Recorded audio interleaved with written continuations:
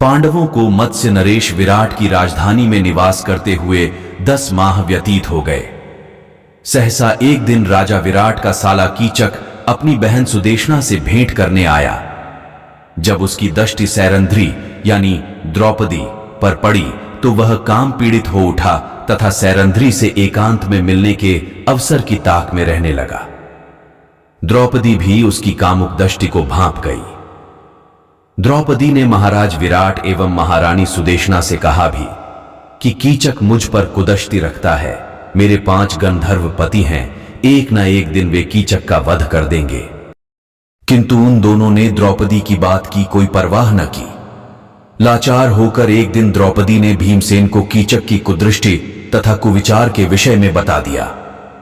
द्रौपदी के वचन सुनकर भीमसेन बोले, हे द्रौपदी, तुम उस दुष्ट कीचक को अर्धरात्रि में नृत्यशाला में मिलने का संदेश दे दो। नृत्यशाला में तुम्हारे स्थान पर मैं जाकर उसका वध कर दूंगा। सैरंध्री ने बल्लभ यानी भीमसेन की योजना के अनुसार कीचक को रात्रि में नृत्यशाला में मिलने का संकेत दे दिया।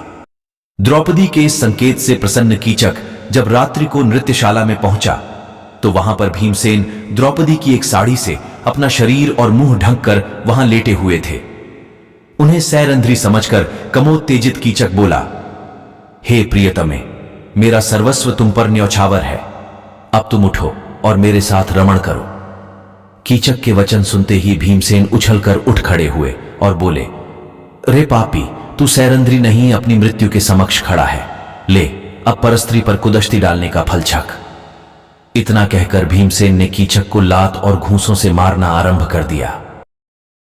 जिस प्रकार प्रचंड आंधी वृक्षों को झकझोर डालती है, उसी प्रकार भीमसेन कीचक को धक्के मार मार कर सारी नृत्यशाला में घुमाने लगे। अनेक बार उसे घुमा घुमा कर पृथ्वी पर पटकने के बाद अपनी भुजाओं से उसके गर्दन को मरोड़कर उसे पशु की मौत मार डाला। उसकी उस दुर्गति को देखकर द्रौपदी को अत्यंत संतोष प्राप्त हुआ। फिर बल्लभ और सैरंध्री चुपचाप अपने अपने स्थानों में जाकर सो गए। प्रातःकाल जब कीचक के वध का समाचार सबको मिला तो महारानी सुदेशना, राजा विराट, कीचक के अन्य भाई आदि विलाप करने लगे। जब कीचक के शव को अंत्येष्टि के लिए ले जाया जाने लगा तो द्रौपदी ने राजा विराट से कहा, इसे मुझ पर कुदृष्टि रखने का फल मिल गया। अवश्य ही मेरे गंधर्व पतियों ने इसकी यह दुर्दशा की है। द्रौपदी के वचन सुनकर कीचक के भाइयों ने क्रोधित होकर कहा, हमारे अत्यंत बलवान भाई की मृत्यु इसी सैरंध्री के कारण हुई है, अतः इसे भी कीचक की चिता के साथ जला देना चाहिए। इतना कहकर उन्होंने द्रौपदी को जबरदस्ती कीचक की अर्थी के साथ बांध के और श्मशान की ओर ले जाने लगे। कंक, बल्लभ, वृहन्नला, तंतिपाल तथा ग्रांथिक के रूप में वहां उपस्थित पांडवों से द्रौपदी की यह दुर्दशा देखी नहीं जा रही थी, किंतु अज्ञातवास के कारण वे स्वयं को प्रकट भी नहीं कर सकते थे। इसलिए भीमसेन चुपके से परकोटे को लांघकर श्मशान की ओर दौड़ पड़े और रास्ते में कीचड़ तथा मिट्टी का सारे अंगों पर लेप कर लिया। फिर एक विशाल वृक्ष को उखाड़कर कीचक के भाइयों पर टूट पड़े। उनमें से कितनों को ही भीमसेन ने मार डाला, जो शेष बचे वे अपना प्राण बचाकर भाग निकले। इसके बाद भीमसेन ने द्रौपदी को सांत्वना देकर महल में भेज दिया और स्वयं नहा धोकर दूसरे रास्ते से अपने स्थान में लौट आए। कीचक तथा उसके भाइयों का वध होते देखकर महाराज विराट सहित सभी लोग द्रौपदी से भयभीत रहने लगे। कीचक के वध की सूचना आंधी की तरह फैल गई। वास्तव में कीचक बड़ा पराक्रमी था और उससे त्रिगर्त के राजा सुशर्मा तथा हस्तिनापुर के कौरव आदि डरते थे। महल में केवल राजकुमार उत्तर ही थे। प्रजा को रक्षा के लिए गुहार लगाते देखकर सैरंध्री से रहा न गया और उन्होंने राजकुमार उत्तर को कौरवों से युद्ध करने के लिए न जाते हुए देखकर खूब फटकारा। सैरंध्री की फटकार सुनकर राजकुमार उत्तर ने शेखी बघारते हुए कहा, मैं युद्ध में जाकर कौरवों को अवश्य हरा देता, किंतु असमर्थ हूं क्योंकि मेरे पास कोई सारथी नहीं है। उसकी बात सुनकर सैरंध्री ने कहा, राजकुमार वृहन्नला बहुत निपुण सारथी है और वह कुंती पुत्र अर्जुन का सारथी रह चुकी है। तुम उसे अपना सारथी बनाकर युद्ध के लिए जाओ। अंततः राजकुमार उत्तर ने वृहन्नला को सारथी बनाकर युद्ध के लिए निकल गए। उस दिन पांडवों के अज्ञातवास का समय समाप्त हो चुका था। तथा उनके प्रकट होने का समय आ चुका था। उर्वशी के शापवश मिली अर्जुन की नपुंसकता भी खत्म हो चुकी थी। अतः मार्ग में अर्जुन ने उस श्मशान के पास, जहां पांडवों ने अपने अस्त्र शस्त्र छुपाए थे, रथ रोका और चुपके से अपने हथियार ले लिए। जब उनका रथ युद्ध भूमि में पहुंचा तो कौरवों की विशाल सेना और भीष्म, द्रोण, कर्ण, अश्वत्थामा, दुर्योधन आदि पराक्रमी योद्धाओं को देखकर राजकुमार उत्तर अत्यंत घबरा गया और बोला, वृहन्नला, तुम रथ वापस ले चलो। मैं इन योद्धाओं से मुकाबला नहीं कर सकता।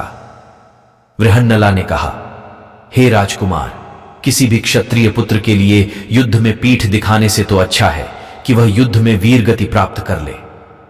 उठाओ अपने अस्त्र शस्त्र और करो युद्ध। किंतु राजकुमार उत्तर पर वृहन्नला के वचनों का कोई प्रभाव नहीं पड़ा और वह रथ से कूदकर भागने लगा। इस पर वृहन्नला यानी अर्जुन ने लपक कर उसे पकड़ लिया और कहा, राजकुमार, भयभीत होने की आवश्यकता नहीं है। मेरे होते हुए तुम्हारा कोई भी कुछ नहीं बिगाड़ सकता। आज मैं तुम्हारे समक्ष स्वयं को प्रकट कर रहा हूं। मैं पांडुपुत्र अर्जुन हूं और कंक युधिष्ठिर, बल्लभ भीमसेन, तंतिपाल नकुल तथा ग्रांथिक सहदेव हैं। अब मैं इनसे युद्ध करूंगा। तुम अब इस रथ की बागडोर संभालो। ये वचन सुनकर राजकुमार उत्तर ने गदगद होकर अर्जुन के पैर पकड़ लिया। देवदत्त शंख की ध्वनि रणभूमि में गूंज उठी।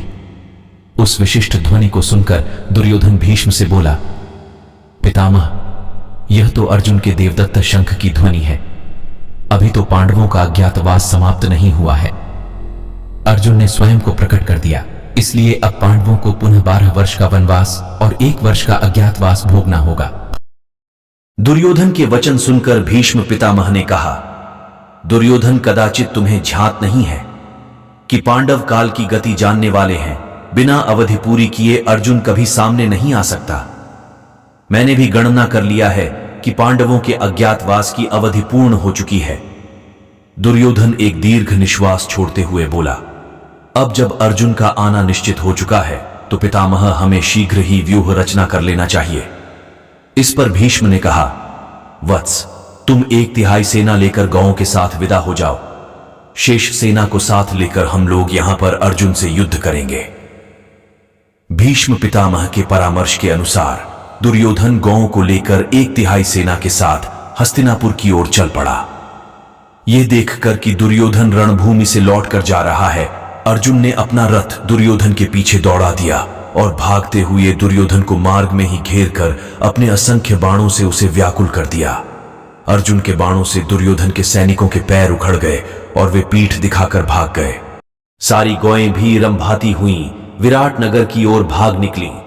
दुर्योधन को अर्जुन के बाणों से घिरा देखकर कर्ण, द्रोण, भीष्म आदि सभी वीर उसकी रक्षा के लिए दौड़ पड़े। कर्ण को सामने देखकर अर्जुन के क्रोध का पारावार न रहा। उन्होंने कर्ण पर इतने बाण बरसाए कि उसके रथ, घोड़े, सारथी सभी नष्ट भ्रष्ट हो गए और कर्ण भी मैदान छोड़कर भाग गया। कर्ण के चले जाने पर भीष्म और द्रोण एक साथ अर्जुन पर बाण छोड़ने लगे, किंतु अर्जुन अपने बाणों से बीच में ही उनके बाणों के टुकड़े टुकड़े कर देते थे। अंततः अर्जुन के बाणों से व्याकुल होकर सारे कौरव मैदान छोड़कर भाग गए।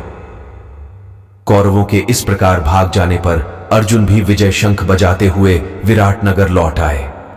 दोस्तों, ये कहानी आपको कैसी लगी हमें कमेंट के माध्यम से जरूर बताएं और कहानी अच्छी लगी हो तो लाइक करें और हमारे चैनल सत्य सनातन .2 को सब्सक्राइब भी कर लें। धन्यवाद।